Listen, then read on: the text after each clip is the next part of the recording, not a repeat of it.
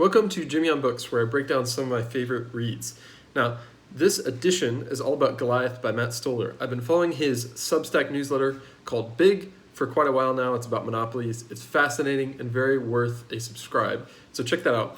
But Goliath I've had my eye on for a while because it's a wider look at monopolies, right? So in Big, he talks about specific monopolies, and in Goliath, he really takes us from like the early 1900s, tail end of the robber barons, all the way up to now. And if you're interested in that tail end of robber barons, I recommend Titan by Ron Chernow. Excellent book about John D. Rockefeller. But what he talks about here in Goliath is really two things. We've got markets and we've got banks. And I think these days we understand markets quite well in some senses, and I think we really misunderstand banks.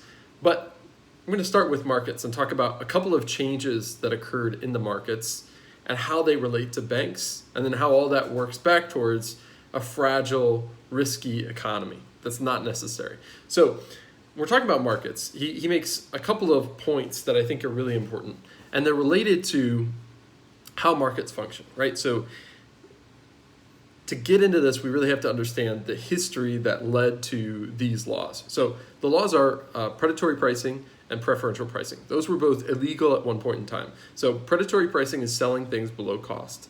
Preferential pricing is selling at different prices to different people, right?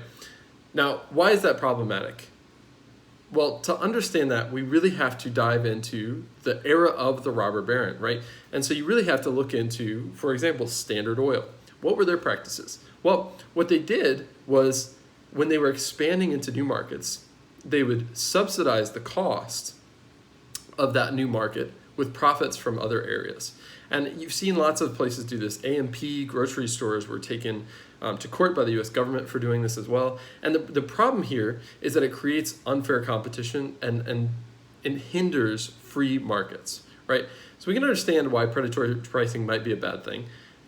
And then the secondary one, preferential pricing, is much more complicated to understand why this is bad. And really, it's bad in the context of a vertically integrated monopoly. And that's something we don't give enough thought to. But when you consider someone like Andrew Mellon, who owned businesses all the way from agriculture up to controlling big parts of the U.S. economy as Secretary of the Treasury, he did not divest his interests.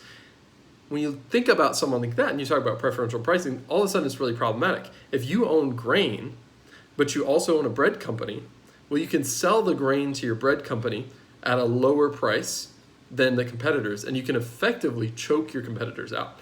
And why is this bad, right? I think it's strange that we need to talk about this, but it is a fact. And it's bad because it prevents the development of free markets. What ends up happening is something like Alcoa, which, if you're curious, dig into Alcoa. Very interesting, because there was this theory that these big companies, these giant corporations, which used practices like predatory pricing and preferential pricing, were more efficient. And when you really dig in, a lack of a competitive market does not lead to efficiency. And it's a really interesting argument to make, and one we've largely accepted. And that leads us to the second point, that there was one point in time where big was considered inherently bad. Now we don't make that distinction, and it's really costing us, right? Giant corporations distort markets, and it's as simple as that. And more particularly, giant corporations with no accountability often use challenging practices. So for example, Amazon is the modern day choice I'm talking about here, which is they have a platform. They operate a sales platform where you can sell as a third-party vendor. Now, they're also selling their own products on that platform. The challenge here is that they promote their products in comparison with others. Not only that, they will copy other products. And there's questions about how frequently they do this, but the illustrative thing is, when you are a large company, it's very hard to resist the power you have and the choices it gives you. So what's really problematic here is we see these practices that both allow companies to grow to the size they are and permit them to eliminate competitors. And that means we end up with really stagnant, corrupt markets. And if you really want to trip, look into the presidencies of Warren Harding and Calvin and Herbert Hoover. They were both riddled with corruption. Why?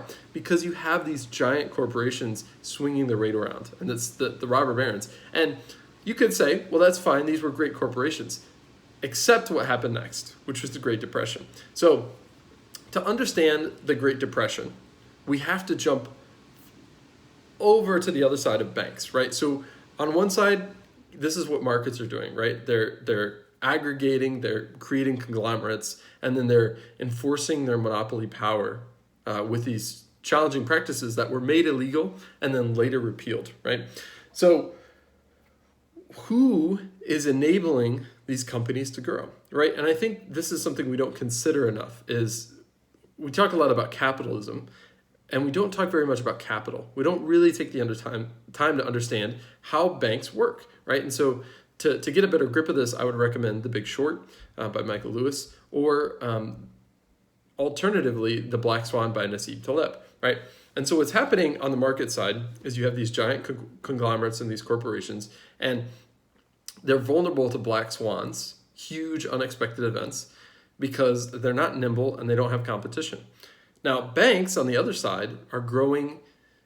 They're both growing because of and in tandem with these companies, which is really, really challenging and dangerous. And the reason they're doing this and the ways they're doing this are really interesting, right? So one, at that time, there was an assumption. There was not an assumption that your money was safe in the bank. I mean, people assumed it, but what was happening behind the scenes is that people were, well, I should be more specific, banks were gambling essentially with the deposits of their customers, right? So right now you have FDIC insured bank accounts, right? So they're insured up to $250,000, right?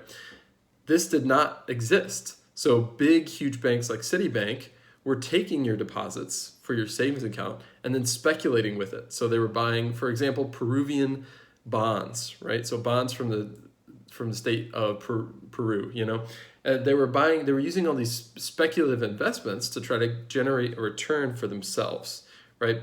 And it was very high risk. It was very leveraged.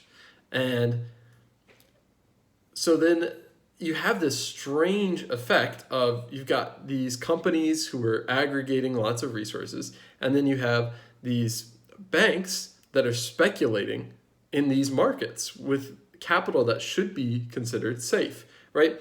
And there's no checks and balances on this, because who is running the Secretary of the Treasury but Andrew Mellon, you know, the Carnegie Mellon. He, before becoming Secretary of the Treasury, was a huge banker, and he was basically allowing all this to happen. I think in the end was charged with criminal offenses and all of this. So these mechanisms, though, bounced off of each other, right? So you have big companies growing more centralized. That means they need more capital, which means they need bigger banks, and those are growing centralized, right? So you have this giant centralization and these flywheels that are making it happen more and more frequently. And what they're all built on is the assumption that things will continue to grow indefinitely, right? And we saw this 2008, the same mechanism at work, because we took down some of these laws. And so what ended up happening in that is this interaction between banks and markets caused a crash. And as a result, all this legislation came through. So we outlawed predatory pricing, we outlawed preferential pricing, right, to prevent these huge conglomerates from growing.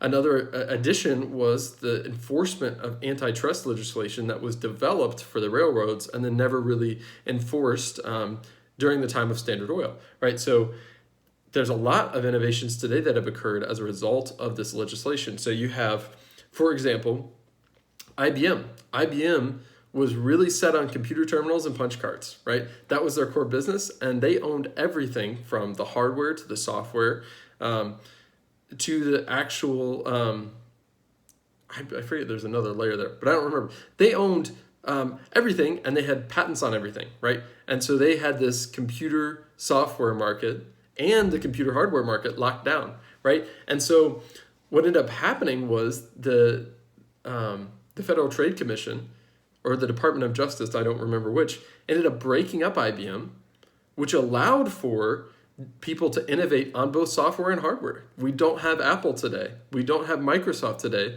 without antitrust legislation brought against IBM and others. So what happened as a result of this crash in the Great Depression is that we locked down on the aggregation of giant amounts of power and bad practices that inhibited free markets in companies, right? And then on the banking side, we instituted things like FDIC, the insurance on your deposits. We instituted geographic limits so that banks could not bank across state lines, so they were limited in size and scope.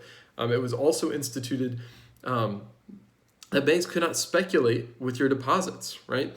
And the challenge that happens with the speculation that we see later is banks compete for money, right? So there's a market for money, and this is something, again, that we don't really understand. So what the government did was they legislated away this competition and this spiraling speculation in banks trying to compete for money. They're trying to give you a higher interest rate so that you will put your money with them, right? And that leads to lots of speculation and centralization and all these challenges. So the US government stepped in, freed up markets by enforcing antitrust legislation and cutting back on practices like preferential and predatory pricing. And then on the other side, it created insurance for banks. It created the Federal Reserve, which controlled the flow of money. Right, we had a national bank before, but the Federal Reserve was new. And the goal of the Federal Reserve was to control the flow of money and prevent banks from crazy speculation, right? So these legislations ended up leading to what we think of as the post-war boom, right? And it was in part because of the war, but it was also in part because of legislation that broke up monopolies in both banking and markets, right? And slowly, ever so slowly, we took the teeth out of this legislation. So it's surprising to me, it was really surprising to learn that predatory pricing was illegal at one time, or preferential pricing was illegal, or that any monopoly was considered illegal, right? Because now I think we tolerate monopolies because we say not all of them are bad. There's actually a dissenting opinion in a court case in the book that says big is not bad inherently, which I think is a contradiction in terms, right?